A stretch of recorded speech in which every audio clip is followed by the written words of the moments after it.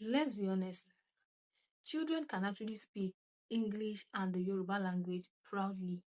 It is possible, it is achievable. Oda, I hope I meet you well. It's Adola here again, and we have been discussing this topic. Who should be blamed for the children's inability to speak the Yoruba language? I've posted part one, which talks about should we blame the parents, should we blame the society, the education system. I've posted part two, should we blame the child or children, and how the children should also develop positive attitude towards learning and speaking their native language. Now, before I post the part three, so I got some comments from WhatsApp, and two of these comments caught my attention. So I asked for permission to share. And I also felt like there are things that we need to also talk about. There are things that we also need to know the source, the reason. Then from them we can now, we can tackle it from here. We can really focus on the way forward. Oda, now let's read these comments together. The first one: before we rush to fix the problem, we must first identify its cause, or better still, understand why many parents neglect to communicate their native language to their children. There's a family I know quite well, and interestingly, they never speak their native language to their kids, not even once. What surprised me most was when they instructed their house help to always speak Yoruba with the children. Just imagine. So I asked myself, is it really the house help's responsibility to pass on a child's mother tongue? It's important for parents to find a balance. Let's ensure the next generation doesn't grow up seeing their native language as something borrowed or irrelevant. Our language is part of our identity and it deserves to be preserved. I also reason along with this because what you have not been doing, it is not a miracle. It will not just start happening, bam. And I believe if the children, if they are still very young, then that could work out easily. And let's go to the second one. You'll be very surprised that some people do not speak their native language to their children just for classes, high-class lifestyle, to say they feel it's local or not important. I think this is a major problem. Classes.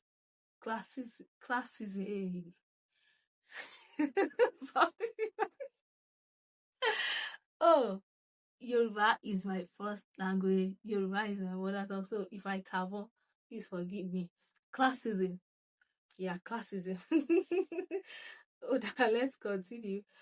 More so, some don't feel confident teaching their children due to their own native accent. If you understand me better, I mean when a chronic Ibadan man or an Ondo man speaks, you will know. I'm just saying. And that is the reason why language is identity. But it's okay, let's move on. I understand that part. Let's move on. Meanwhile, some people feel like they can eventually teach their children at some certain ages, and they think it will be very easy for the child since it's a native language. However, this borrowed culture has taken a lot and has also given so much to people. I started speaking my native language at the age of 15. Wow. My parents realized it was very important when we traveled to their hometown, and I and my siblings couldn't answer a single question we were asked by a few people. That's so sad. Sorry about that. This changed their mindset, I think. And so they began speaking to us more. That's important. But to be honest, in my own opinion, I think it's a good thing for one to start with English language, then introduce the native language afterwards, like 5 or 6 years old. I don't want to say much about this particular thought of mine. I just feel that that's the best thing to do. But in the end, all children deserve to know their roots. That's very important. In the end, we all deserve to know our roots. But in my own opinion, I think parents should start teaching their children, should start communicating with them, even from when they are still very young. I don't think we should do English first before our native language. We can be bilingual. We can do the two together. It works. So after reading these comments, I felt like it is very important for us to know the reason why some parents did not teach their children their native language. So if when we know the reason, then we can easily, from there we can easily tackle it and look for way out the solution. So I sat down and I was thinking, earlier today I was thinking, what could be other reasons apart from classism? What could be other reasons? What could be other reasons why the parents would decide not to teach their children or not to allow or not to communicate with their children in their native language? Now I have few points.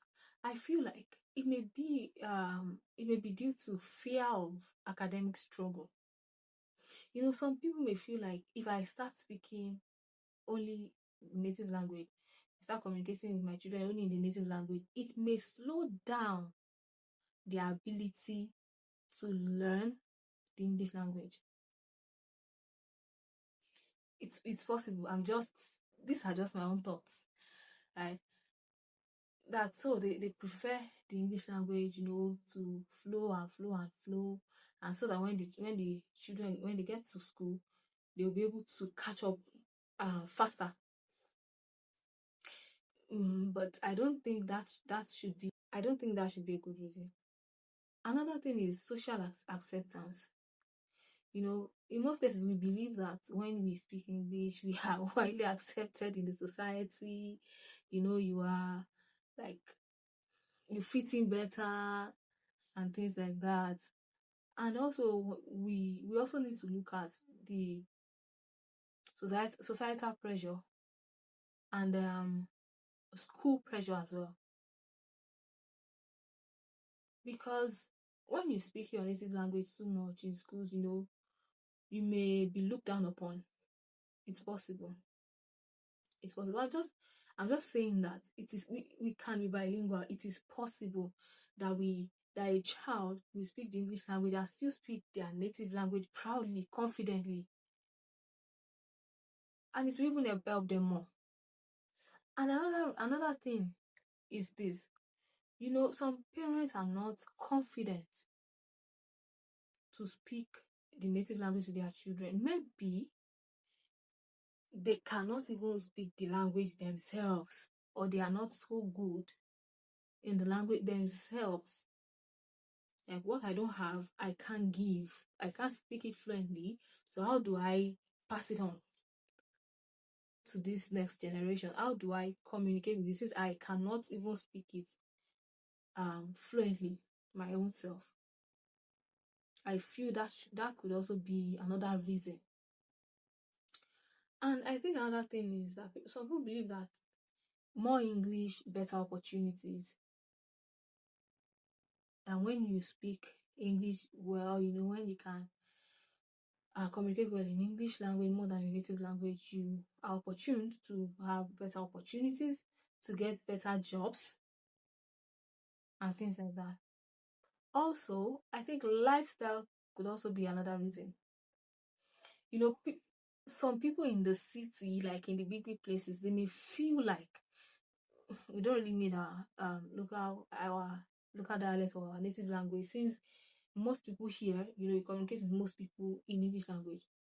Like, English is widely used in those areas, and maybe the native language is just for people in the local areas, in the rural areas. I feel this could also be another reason. But the truth is, language is identity, and every child can be bilingual. We can speak the English language perfectly and still be able to speak our native language perfectly, proudly as well. We can be anything. We can have all the certificates in the world and still stay connected to our roots. We can be educated. We can be, brilliant. We can be able to speak, to communicate in English language and still not letting go of our own native language, of our own identity, not letting go of what belongs to us originally, of our own, the originality, the authenticity. I believe it is possible. The two, you can strike a balance. Your child can speak the English language very well and still be able to speak their native language proudly. I believe it is possible. So what do you think about this? What else do you think can be the reason for some parents not to teach their children or not to communicate with their children in their native language? Don't forget that language is identity, and when you don't speak it, you lose your cultural identity. So the next video talks about the solutions, the way forward. What can we do? What can we do? The solutions. Oda, what do you think about this? I'd love to hear from you. I'd love to learn from you as well. And until I come your way again, I remain Adunola Abosede Shoko. I am Yoruba.